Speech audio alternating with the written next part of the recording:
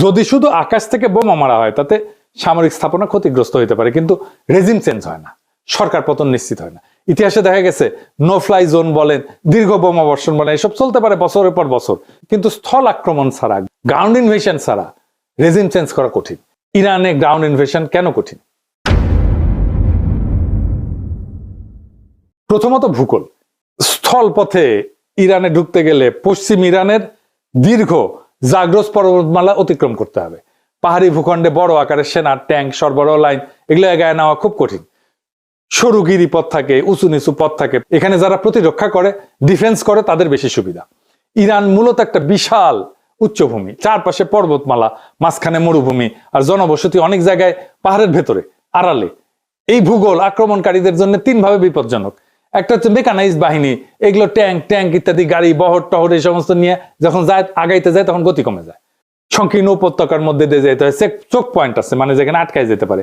এসব জায়গায় কনভয় আটকায় গেলে ক্ষয়ক্ষতি দ্রুত পারে, উপর থেকে আক্রমণ করবে। যারা ডিফেন্স করে তাদের এখানে সুবিধা, উচ্চভূমি থেকে নজরদারি করতে পারে, অ্যাম্বুশ করতে পারে, প্রতিরক্ষা লাইন তৈরি করা তুলনামূলকভাবে সহজ। ইরান সবসময় এই অ্যাডভান্টেজে থাকবে। রাজধানী বা নগরগুলো এগুলো ইনসুলেটেড, মানে বড় শহরগুলো অনেকটাই পাহাড়ি বলয়ে সুরক্ষিত, চারিপাশে পাহাড়। দ্রুত ধাক্কায়, কুইক থ্রাস্ট যেটাকে বলে মিলিটারি ভাষায়, এটা ফল আনা কঠিন। ইরান সমতল ইরাকের মতো না, এখানে ভূগোল নিজেই এক ধরনের প্রতিরক্ষা বাহিনী হয়ে থাকে। এরপর আছে লজিস্টিক্স বা সরবরাহ। ইনভেশন মানে শুধু সৈন্য যাওয়া না, এটা সাপ্লাইয়ের যুদ্ধও বটে।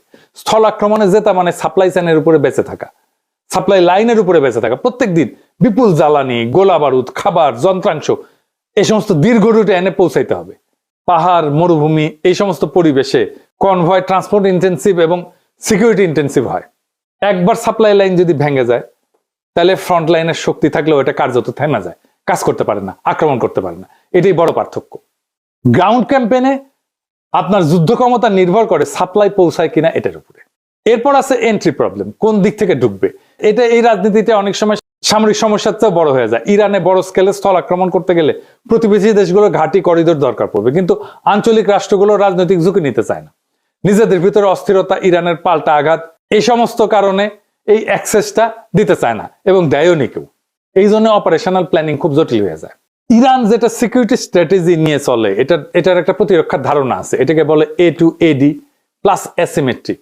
এটা দিয়ে সময় কেনে এবং খরচ বাঁচে। A to AD এটা আবার কি আসলে এটা বুঝে দেখি। এনা সামরিক টার্ম ইউজ করলাম আর কি, কুল লাগে এনা এগুলো শুনলে, বুঝে